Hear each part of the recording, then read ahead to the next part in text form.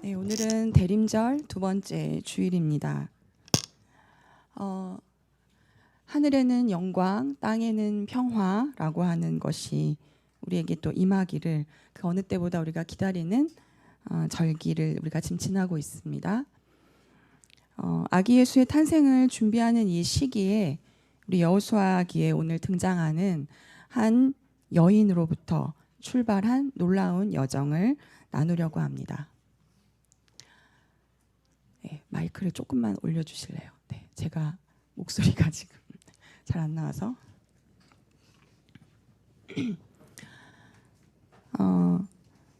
오늘 이 여호수아기의 말씀은 모세의 광야 시대가 끝나고 이제 이스라엘 백성들이 가나안 땅으로 들어가는데 그 새로운 지도자, 바로 여호수아라는 새로운 지도자와 함께 가나안 땅으로 들어가는 그 찰나에 맨 처음 만난 성이 바로 여리고성입니다. 그 여리고성을 이제 여호수아가 들어가기 전에 두 명의 정탐꾼을 보내서 살펴보도록 하는 장면이 바로 오늘 본문입니다. 일종의 이제 스파이를 보내는 거죠. 먼저 보내고 어떠한지 살펴보고 와라 라고 보냈어요. 근데 이 정탐꾼들이 어디로 들어갔냐면 누구의 집으로 들어갔어요? 라합이라고 하는 사람의 집으로 들어갔습니다. 라합이라는 사람은 여리고성의 창녀였다고 오늘 본문 우리가 읽진 않았지만 2장 1절에 이야기하고 있습니다. 라합이라는 집에 들어갔는데 이미 여리고성의 그 왕은 라합이라는 집에 어떤 스파이들이 들어가 있다라고 하는 것을 알아차렸어요. 그래서 라합에게 왕의 전갈이 날라옵니다. 너네 집에 다 있는 거 알아. 그러니까 너네 집에 있는 그 사람들을 데려와 라고 왕이 얘기를 하죠. 굉장히 긴박하고 긴장감이 흐르는 한편의 어떤 첩보 영화 같은 장르를 지금 1절, 2절 이렇게 막 가고 있었어요.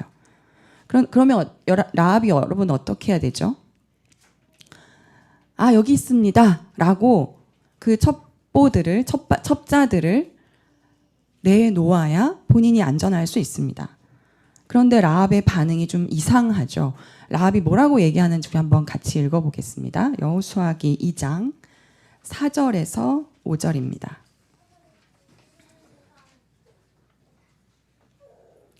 2장 4절에서 5절 같이 한번 읽어보겠습니다. 시작. 그러나 그 여인은 두 사람을 데려다가 숨겨놓고 이렇게 말하였다. 그 사람들이 저에게로 오기는 했습니다만 그들이 어디서 왔는지 저는 알지 못합니다. 그리고 그들은 날이 어두워 성문을 닫을 때쯤 떠났는데 그들이 어디로 갔는지 저는 알지 못합니다. 빨리 사람을 풀어 그들을 뒤쫓게 하시면 따라잡을 수도 있을 것입니다. 라고 굉장히 능청스럽게 지금 뭐 하고 있어요? 거짓말을 하고 있습니다. 지붕 위에 숨겨놓고서 왕의 명령을 거스르는 거짓말을 하고 있어요. 당시 사람들은 성문이 이제 아침에 열리면 나가고 그다음에 해가 지면 성문을 닫죠. 그걸 알고 있으니까 지금 성문 밖으로 나갔어요. 그러니까 사람을 뒤쫓으면 성문 밖으로 나가시면 아마 찾을 수 있을 거예요. 그래서 실제로 왕이 사람들을 보내서 성문 밖으로 쫓아가고 성문이 닫힙니다. 여러분 이 당시에 왕의 명령을 거스른다는 것은 일종의 죽음이에요. 그 죽음을 무릅쓰고도 이렇게 시간도 벌어주고 숨겨주기도 하는 이러한 선택을 라합이 왜 굳이 했을까라는 거예요. 여리고 입장에서 보면 라합은 자신의 성을 반역한 반란자이기도 하고 또 왕의 명령을 거스른 역모자입니다. 왜 그녀가 이렇게 이토록 위험한 일을 감행했을까? 여러분 당시의 창녀, 여리고의 창녀였던 이 창녀 라합을 보기 위해서 당시 창녀가 두 종류가 있다는 것을 살펴볼 필요가 있어요. 당시에는 바알의 종교를 섬기고 있는 그런 풍속 속에서는 바알의 신을 섬기는 남성 사제들과 그의 여신을 섬기는 아세라 신을 섬기는 커데샤라는 신전의 창녀가 있었습니다. 이 사람들은 이제 만약에 비가 안 내리면 하늘과 땅의 조화가 깨져서 그러는 거야. 그러니까 바알의 사제들과 남성 사제들과 이 커데샤라고 하는 아세라를 믿는 이 여사제들이 같이 의식을 치러요. 동침하는 의식을 치러서 비가 내리도록 해야 된다라는 것을 믿고 있죠. 그러니까 이 커데샤라고 하는 것은 일종의 신전 앞에 신전 창녀라고 얘기할 수 있습니다. 이 사람들은 사실 바알 성전에 소속되어 있는 사람이기도 했고 일종의 사회적 지위를 가지고 있는 사람들이었어요. 또 한 가지 두 번째 종류의 창녀는 조나라고 부르는 진짜 일반 창녀, 거리의 여성들이었습니다. 이 사람들은 커데샤하고는 굉장히 다르게 굉장히 정말로 낮고 천한 신분이었어요. 그래서 대체로 그 당시에 여인숙이나 이런 곳에 소속되어 있어서 돈을 벌어야 했었습니다. 네, 여러분 라합은 커데샤였을까요? 조나였을까요? 뭐였을까요? 조나였어요. 근데 이제 어떤 성서학자들은 라합이 조나라고 하는 사실이 좀 불편하고 좀 부담스럽고 그래서 아니다. 라합은 여관 주인이었을 거다. 여러분의 성경에 지금 2장 1절에 보면 라합이라고 하는 창녀의 주석이 있거든요. 근데 그 주석에 보면 여관 주인이라는 주석이 붙어 있을 거예요. 그렇게 그냥 여관의 주인만 했을 것이다. 또는 뭔가 잡화상이었을 것이다. 아니면 술집의 주인이었을 것이다. 이렇게 얘기하는 사람들, 그런 주장도 있습니다만 창녀 라합을 가리키는 이 창녀에 해당하는 히브리어는 분명히 조나입니다. 그런데 여러분 정탐꾼들이 왜 이 조나 라합의 집에 들어갔을까?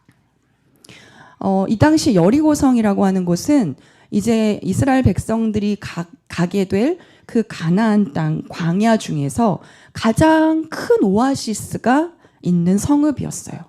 그러니까 굉장히 물이 귀한 지역에서 물도 많고 먹을 것도 풍부한 굉장히 풍요로운 성읍이었던 거죠. 게다가 여름에는 시원하고 겨울에는 따뜻한 지역이어서 나그네들에게는 굉장한 휴식처가 되기도 하는 그런 곳이었습니다. 그래서 이미 가장 오래된 성읍 중에 하나로 알려져 있는 곳이 여리고였는데 여호수아가 가나안 땅을 처음 들어가기 전에 첫 관문을 여리고성으로 삼은 이유도 이와 관련이 있는 거죠. 그러니까 따뜻하면서도 물도 있고 먹을거리도 있는 이 여리고성을 함락하고 여기를 베이스 캠프 삼아야 그 다음을 넘어갈 수 있다라는 전략이었을 겁니다. 그래서 이만큼 여리고는 굉장히 여러 지역에서 사람들이 마구 많이 오가는 교통도 많이 이루어지고 오가는 외지의 사람들이 많이 드나드는 곳이었어요. 그러니까 여행객들을 위한 어떤 숙소라든지 이 주막 같은 곳이 잘 마련되어 있었던 곳이었어요. 그러니까 라합의 집 또한 이렇게 외지인들이 많이 여행자들이 수시로 왕래하는 그런 곳이었고 또 라합의 집이 이제 성벽 위에 있었다라는 구절이 나오거든요. 뒤에 성벽 위에 있었기 때문에 바깥 사람들이 드나들고 접촉하기에 이상하지 않은 그런 곳이었겠죠. 그래서 온갖 외지의 소식들, 외지의 정보들이 그런 정보들을 얻기에도 굉장히 수월한 알맞은 곳이었을 겁니다. 그래서 정탐을 하기에도 적절한 곳이어서 아마도 정탐꾼들이 그 라합의 집에 들어가게 됐던 것 같아요. 라합이라는 여인이 왜 창녀가 되었는지는 우리는 정확히 알 수 없어요. 하지만 여러분 우리가 잘 알다시피 그 당시 여성이 자기를 돌봐줄 누가 없으면 남성 중에서도 아버지 그리고 남편 또 아들이라도 없으면 아버지 없고 남편도 없고 아들이라도 없으면 그러면 생계를 꾸리고 살아갈 방도가 없어요. 그렇게 해서 결국에 가게 되는 두 가지가 노예가 되거나 창녀가 되는 길밖에 없었습니다. 그러니까 아마 라합도 아마도 일정의 어떤 가족의 빚을 갚기 위해서 어쩔 수 없이 생계를 꾸려가기 위해서 그렇게 내몰린 삶의 극한에서 내몰려 지금의 직업 창녀를 하게 된 그럴 가능성이 가장 크다라고 봅니다. 그만큼 라합이라는 여인은 그 당시 사회적으로 가장 비천한 존재이고 정말 오갈 데 없는 사회 밑바닥 계층의 전형을 보여주고 있어요. 당시 여러분 여리고라는 그 이름 안에는 달신, 달을 섬기는 곳이다 라고 하는 이름 그 뜻도 내포되어 있는데 여러분 달이나 태양을 숭배한다는 것이 뭘 의미할까요? 자연을 향해서 숭배하고 그리고 다산하고 풍요롭기를 바라는 그래서 안전과 풍요가 삶의 가장 큰 우선순위인 가치 그런 가치를 추구하는 곳이었다는 것을 짐작하게 합니다.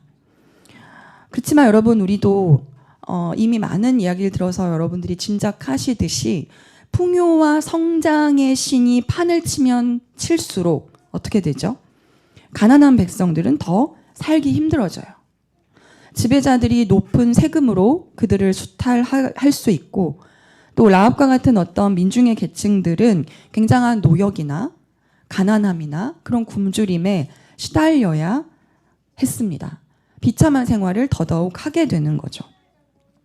그래서 풍요로운 사람은 더 풍요로워지고 가난한 사람은 더 가난해지는 것. 그 현실이 바로 이 라합이 살고 있는 여리고에서도 펼쳐지고 있었다는 거예요. 그러니까 라합은 여리고성의 다른 사람들이 누리는 풍요와는 굉장히 거리가 먼 사람이에요. 그 성의 중심부에 속하지도 못한 주변부의 삶을 살게 되었고 또 자기가 속한 그 성읍 국가에서 가장 밑바닥이고 가장 내몰린 소외된 사람. 그래서 라합은 이 시대의 약자 중에 약자라는 것을 전형적으로 보여주고 있는 인물이라고 할 수 있습니다.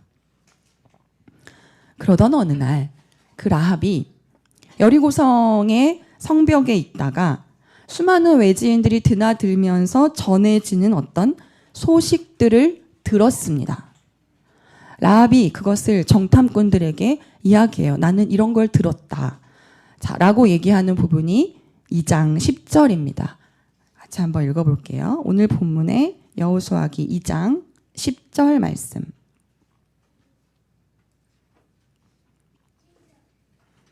같이 읽겠습니다. 시작. 당신들이 이집트에서 나올 때에 주님께서 당신들 앞에서 어떻게 홍해의 물을 마르게 하셨으며 또 당신들이 요단강 동쪽에 있는 아모리 사람의 두 왕 시혼과 옥을 어떻게 전멸시켜서 희생제물로 바쳤는가 하는 소식을 우리가 들었기 때문입니다. 자, 이 두 가지 이야기를 들었대요. 이 두 가지 이야기가 라합에게는 너무나 중요했습니다. 왜 그랬을까요? 이집트에서 당신들이 나올 때 홍해의 물을 마르게 하신 하나님. 여러분, 라합이라고 하는 이 가장 비천한 존재가 가장 사회 밑바닥에서 주변인으로 외부인으로 살 수밖에 없었던 본인에게 이집트에서 노예로 살았던 이들을 출애굽시키시는 하나님, 그리고 삼킬 듯이 덤벼드는 그 홍해의 무서운 파도를 가르시고 그들을 해방시키시는 하나님, 이라는 얘기가 이 여인에게 어떤 의미로 다가왔겠어요? 게다가 하나님이 누구를 전멸시켰대요? 왕을 전멸시켰대요. 아모리 사람의 두 왕 시혼과 옥을 전멸시켰대요. 하나님이 왕을 전멸시켰대요. 지배자를, 그 당시에 가장 높은 권력자를 전멸시킨 하나님. 그 이야기가 이 라합에게 어떤 의미로 다가왔겠느냐는 거예요. 여러분, 당시 바산 왕, 여기 옥이라고 나오는데요. 그 옥은 특히 여태껏 한 번도 패한 적이 없었던 모두가 이름만 들으면 벌벌 떨만한 굉장히 안악자손의 거인이었어요. 그러니까 횡포가 그 당시 굉장하고 대단했는데 그 야훼 하나님이 그들을 멸하셨다. 그래서 여러분, 이로써 이 소식을 들은 라합은 출애굽의 하나님이 누구이신지를 똑똑히 알게 되었어요. 고통당하는 분을 구하시는 분이구나. 그리고 다른 이들에게 고통을 가하는 불의한 권력은 어떻게 하신다? 멸하시는, 그 권력을 끌어내리시는 분이구나. 이 두 가지를 라합이 아주 똑똑하게 알게 되었습니다. 그래서 온갖 잡족의 밑바닥의 사람들이라고 하는 그 히브리 사람들을 탈출시키는 하나님이라는 그 하나님 이해가 라합에게 형성되기 시작했다는 거예요. 여러분, 라합은 여리고에 살면서 분명히 이미 이 세상이 뭔가 잘못 돌아가고 있다는 사실을 잘 알고 있었던 것 같아요. 세상이 너무나 부조리하고 불의한 곳이라는 것을 누구보다도 분명하게 꿰뚫고 있었습니다. 그리고 동시에 그러한 불의한 질서는 지속되는 게 아니라 반드시 무너져야 하고, 그리고 그것은 정의와 평화가 아니라는 것을 누구보다도 잘 믿었던 사람이었던 거예요. 그랬던 그녀에게 그 여리고성에서는 한 번도 만나보지 못했던 새로운 신, 이 신은 도대체 어떤 신이지? 그 신이 점점 자신의 여리고성으로 다가오고 있다는 것을 감지하였던 것입니다. 그랬던 라합이기에 라합이 이제 그 정탐꾼들에게 굉장히 놀라운 고백을 하기에 이르러요. 나는 주님께서 이 땅을 당신들에게 주신 것을 압니다. 이미 이 땅이 당신들에게 하나님이 주셨다는 것을 내가 들었습니다가 아니라 이제는 압니다 라고 얘기하고, 11절에 보니 위로는 하늘에서 아래로는 땅 위에서 과연 주 당신들의 하나님만이 참 하나님이십니다 라고 얘기해요. 당신들의 하나님만이 참 하나님이십니다. 한번 따라해 볼까요? 당신들만의 하나님이 참 하나님이십니다. 여러분, 라합이 지금 무엇을 알아차리고 있는 거죠? 아, 이건 아니야 라고 생각했던 그 불의한 세상이 바로 그 당신들의 하나님에 의해서 무너지고 있어. 완전히 새로운 질서의 세상이 이제 곧 펼쳐질 것 같아. 그것을 알고 있는 거예요. 그래서 이제 어떻게 하겠다는 거예요? 당신들의 하나님이 이제 누구의 하나님? 나의 하나님이 되겠다. 나의 하나님으로 내가 그것을 고백하겠다. 라고 하고 있는 거예요. 여러분, 라합은요, 외지에서 들려오는 그런 출애굽의 하나님 소식을 그냥 한낱 외지의 소식으로 날려버리지 않고 여기 나의 삶으로 가져왔어요. 자기의 이 고통과는 먼 상관없는 아주 멀리 있는 그런 꿈으로 치부하지 않고 지금 내가 처한 현실로 그 소식을 가져왔어요. 당신들의 하나님뿐만이 아니라 이제 당당히 나의 하나님으로 모시겠다는 거예요. 그 하나님만이 참 하나님이시기 때문에.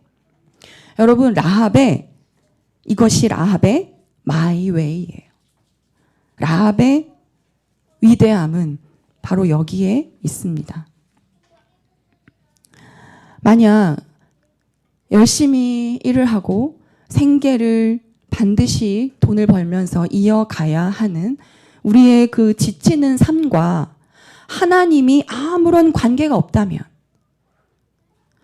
입시 위주의 경쟁에 굉장히 많은 스트레스를 받아 하는 우리 아이들의 현실과 하나님이 아무런 관계가 없다면, 정신없는 육아에 지쳐하는 우리의 현실과 하나님이 아무 관계가 없다면, 우리 연로하신 부모님들, 힘든 가족 구성원들을 돌봐야 하는 우리의 현실과 하나님이 아무런 관계가 없다면, 노년의 삶을 우리가 어떻게 살아가야 하지? 라고 하는 그 쓸쓸한 고민과 하나님이 아무 관계가 없다면, 신체적인 우리의 육신의 질병으로 아파하는 우리의 연약함과 하나님이 아무런 관계가 없다면, 팔레스타인의 지금 아이들이 죽어가고 있는 이 전쟁과 하나님이 아무런 관계가 없다면, 그 하나님이요, 나의 하나님이 아니라면요, 우리의 신앙은 얼마나 허약하고 무력한 것입니까? 그렇다면 복음은 더 이상 우리에게 좋은 소식이 될 수 없습니다. My way, 나의 그 길 위에서의 하나님은 도대체 내게 어떤 하나님이십니까? 라합은 자신의 삶에 가장 비천한 그 자리에서 가장 놀라운 희망의 소식을 접했습니다. 그리고 전혀 새로운 신, 이제껏 들어보지 못했던 완전히 다른 신, 그 신을 향하여서 가슴 두근거리면서 기다리고 있었어요. 그래서 어쩌면 라합은 살기 힘든 자기의 처지를 계속 한탄하고 비관하고 그렇게 수동적으로 살아갔던 것이 아니라 누구보다도 주체적으로, 누구보다도 맑은 정신으로, 누구보다도 깨어 있어 그 희망을 향해 살아갔던 사람이었던 거예요. 이것 자체가 라합이 그동안 무엇을 지향하면서 살고 있었는지를 잘 보여줍니다. 즉 여러분, 출애굽의 그 소식, 하나님의 그 소식 그 자체가 라합을 구원시킨 게 아니라요, 그 소식을 누구의 소식으로? 나의 소식으로 받아들이고 나의 현실을 바꾸어내는 그런 소식이라고 그것을 믿은 라합의 선택, 라합의 이 자발적인 선택이 구원의 길과 만나게 했다는 거예요. 출애굽의 소식이 나의 소식이 되기 위해서, 출애굽의 소식이 나의 역사가 되게 하기 위해서는 자발적인 나의 선택이 반드시 필요하다는 거예요. 하나님이 언제나 현존하시고 활동하시지만 여러분, 그 하나님을 나의 하나님으로 경험하느냐는 누구의 몫이에요? 나의 몫이에요. 나의 삶을 하나님께 열지 않으면, 그리고 내가 하나님께 열려 있지 않으면 그 하나님은 나의 하나님이 아니라 그냥 먼 이방 땅의 신일 뿐이에요. 이것이 우리의 몫이 지향입니다. 지향은 나의 몫이에요. 라합은 그 참 하나님을 나의 하나님으로 받아들였습니다. 그 하나님이 나의 이 고통스러운 나의 현실 속에서 일하실 단 한 분임을 믿었어요. 그래서 인간으로서의 존엄과 정의가 세워지는 세상을 만들어갈 단 한 분임을 믿었어요. 바로 그분이 나의 실제적인 내 삶의 주인으로서의 단 한 분임을 믿었습니다. 그래서 정탐꾼이 왔을 때 그 라합은 그들을 알아볼 수 있었던 분별력이 있었던 것이고, 그리고 이토록 위험하고도 대담한 선택을 하기에 이르렀습니다. 왕을 버리고 그리고 정탐꾼을 선택하는 것, 여리고성의 그 견고함을 버리고 노예들의 하나님을 선택하는 것. 라합은 이렇게 목숨을 내놓도록 위태로웠던 그 자신만의 길을 성큼성큼 내딛었던 사람이에요. 즉 여러분, 우리가 하나님을 지향한다고 해서 그 길이 항상 안전하고 평탄하고 풍요로운 길은 아니라는 거예요. 오히려 더 불편하고 더 위험하고 때로는 목숨을 걸어야 할 만큼 힘겨운 여정이기도 하다는 거예요. 목숨을 건다? 여러분, 목숨을 건다는 게 뭐예요? 자기를 부인하는 거예요. 목숨을 건다는 건 자기를 부인하는 거예요. 누구든지 나를 따르려거든 자기를 부인하고. 절대 권력의 왕과 그 여리고성의 시스템을 버린다는 것은 라합에게는 그동안 내가 익숙하게 살아왔던 모든 방식을 떠나는 일이에요.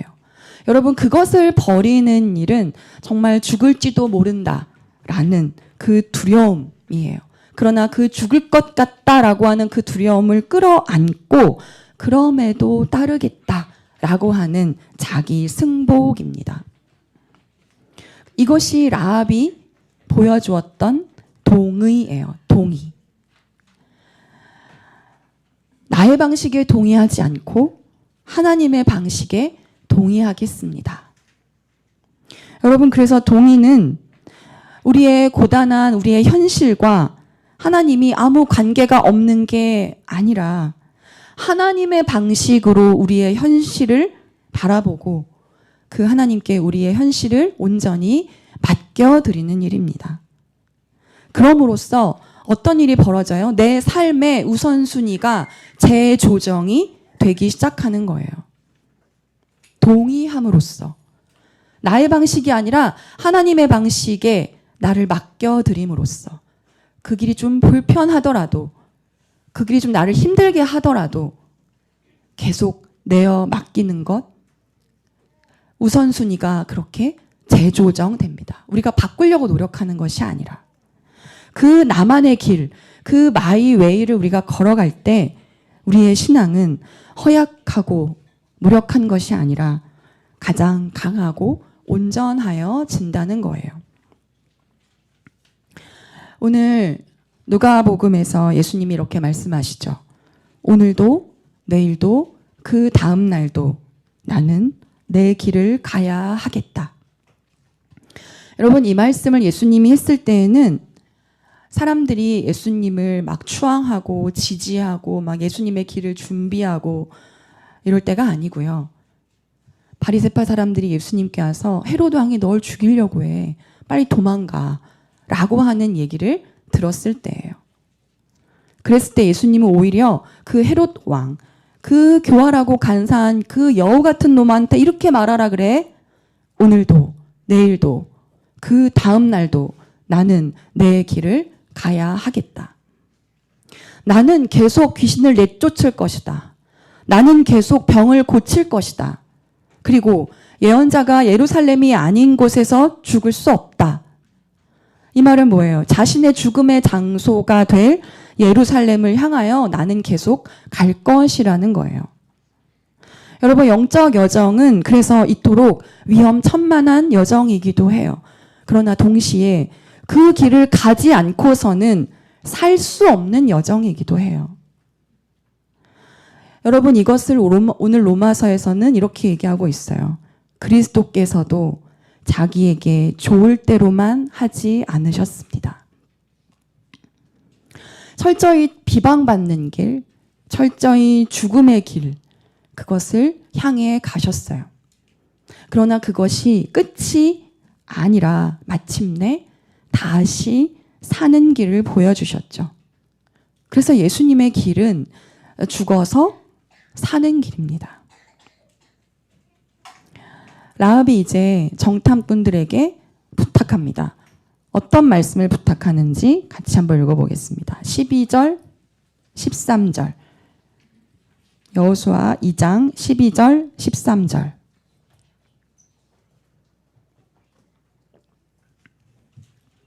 시작. 내가 당신들에게 은혜를 베풀었으니 이제 당신들도 내 아버지의 집안에 은혜를 베푸시겠다고 주님 앞에서 맹세를 하시고 그것을 지키겠다는 확실한 징표를 나에게 주십시오. 그리고 나의 부모와 형제 자매들과 그들에게 속한 모든 식구를 살려주시고 죽지 않도록 우리의 생명을 구하여 주십시오.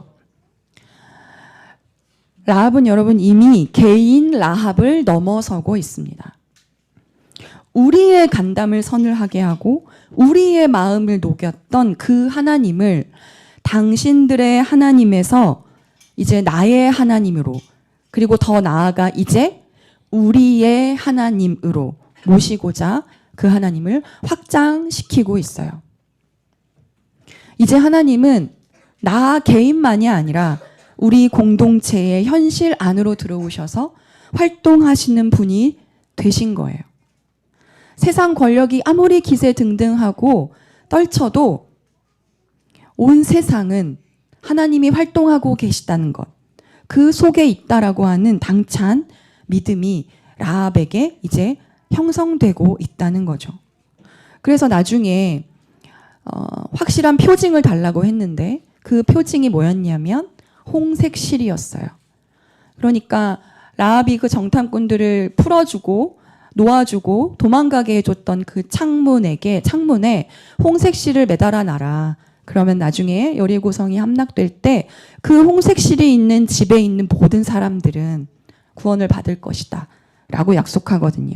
그래서 홍색줄을 바로 그 창문에 걸게 됩니다. 그 홍색줄은 라합과 그의 집이 구원을 얻게 되는 희망의 상징이 되었어요. 여러분, 이것은 무엇을 떠올리게 하죠? 출애굽할 당시에, 그쵸, 바로 문설주에 발랐던 양의 피를 떠올리게 합니다. 또 동시에 예수님의 보혈의 피를 의미하기도 하는 거예요. 여러분, 우리는 자주 이런 생각을 합니다. 나만 내면 작업을 하고 나만 영적 여정을 걸으면 뭐하지? 제가 해야 되는데, 내 남편은 안 하는데, 내 아내는 안 하는데, 내 자식은 안 하는데, 내 부모님은 안 하는데, 나만 하면 뭐하지? 내 직장 상사는 안 하는데, 이 나라 대통령은 안 하는데, 볼멘 소리들이 우리 안에 있습니다. 여러분, 그러나 나 한 사람만 해도 됩니다. 라합을 보세요. 한 사람만 영적 여정을 걸어도 됩니다. 한 사람만 내면 작업을 해도 됩니다. 내가 내 영적 여정만 잘 걸어가면 그 변화는 나에게서 멈추지 않고 반드시 그 파장을 일으키는 거예요. 그건 누가 하시는 거예요? 하나님이 하시는 거예요. 한 사람의 영적인 여정은 여러분 결코 사적이지 않다는 거예요. 그래서 그 한 사람의 영적 여정 자체가 희망일 수 있다는 거예요. 이 세계를 변화시키는 원동력이 될 수 있다는 거예요. 라합이 이제 어떤 사람이 후에 어떤 사람이 되었는지 알고 계시죠? 라합이 이제 누구랑 결혼하죠? 살몬이라는 사람과 결혼해서 누구를 낳아요? 보아스를 낳아요. 보아스는 누구예요? 룻과 결혼하는 사람이에요. 룻과 결혼해서 누구를 낳냐면 오벳을 낳아요. 오벳은 누구를 낳냐면 이새를 낳고, 이새는 누구를 낳아요? 다윗을 낳아요. 그래서 여러분, 라합은 다윗의 어떤 할머니예요? 고조 할머니예요. 결국 라합은요, 아기 예수를 기다리고 있는 이 대림절의 처음을 시작한 역사가 되었어요. 그래서 마태복음 예수님의 그 족보에 라합이라는 이름이 당당히 등장하고 있는 거죠. 하나님이 만드시는 역사는 이렇게 가장 미천한 여인이 어떻게 역사의 물꼬를 트는지를 보여주고 계세요. 유대인이 아니에요. 이방인이에요. 남성이 아니에요. 여성이에요. 게다가 가장 미천한 신분의 창녀였던 이 라합이 어떻게 이스라엘 공동체의 역사의 주체가 되었는가? 이것은 우리 개인의 영적인 여정이 결코 개인으로 끝나지 않는다라는 것을 말씀해 주고 계시는 거예요. 라합이라는 이름의 뜻에 넓고 광대하다라는 뜻이 포함되어 있어요. 과연 그 이름답게 그녀의 my way, 그것은 거기서 끝나지 않고 넓고 광대한 새로운 하나님의 역사로 펼쳐지게 된 거죠. 하나님은 그렇게 우리의 영적인 여정을 통해서 홍색줄의 구원을 이루어 가시는 분이십니다. 이제 2024년을 우리가 맞이하고 있습니다. 이 새로운 해에 우리가 각자 걸어가야 될 나만의 my way는 무엇일까요? 여러분, 특별히 소일교회 안에, 소일 공동체 안에서 여러분이 두 가지를 2024년에 좀 기억하시면 좋겠어요. 하나는 주일의 예배, 또 하나는 한 달에 2번 하는 향심기도 모임. 이 주일 예배와 향심기도 모임이 여러분의 영적인 여정에 참으로 더욱더 소중해지기를 바라요. 이것이 우리의 삶의 우선순위를 재조정할 수 있게 우리가 그것을, 우리의 마음을 열기를 바라요. 우리의 삶을 열기를 바라요. 그래서 이것을 통해 우리 각자가 걸어가야 될 그 마이 웨이를 더 만나고 발견할 수 있기를 바라요. 여러분, 영적 여정이라는 건 어떤 그 고상한 어떤 것이 아니에요. 막연한 어떤 것이 아니에요. 굉장히 실제적이고 자기에게 좋을 대로만 하는 그런 길이 아니라 아주 구체적이고 실제적으로 우리의 삶을 이끄는 길이에요. 하나님이 내 길 그 위에서 현존하시고 활동하신다라는 것을 나의 월화수목금토 그 매일의 삶에서 경험하는 일이에요. 하나님의 이야기가 그래서 실제 나의 이야기가 되는 거예요. 그 지향과 동의의 길이 우리가 각자 걸어가야 할 나만의 길, 마이 웨이입니다. 그리고 그 마이 웨이는 동시에 소일의 길이 될 것이고 또 동시에 하나님 나라의 길이 될 것이에요. 하나님은 당신들의 하나님이 아니라 바로 나의 하나님이시고 또 우리의 하나님이시기 때문입니다. 그래서 오늘 이 시간 주님의 이 고백이 우리의 고백이 되는 대림절 기간이 됐으면 좋겠습니다. 오늘도 내일도 그 다음 날도 나는 내 길을 가야 하겠다. 함께 기도하시겠습니다.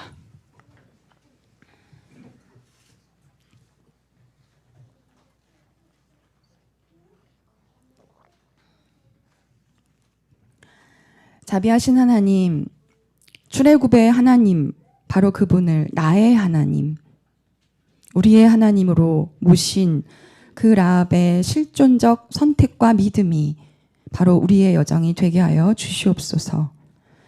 내가 걸어가야만 하는 그 마이 웨이 속에 새로운 하나님 나라의 역사를 이루어 주시고 그것이 소일의 길이 되도록 이끌어 주시옵소서. 예수 그리스도의 이름으로 기도합니다. 아멘.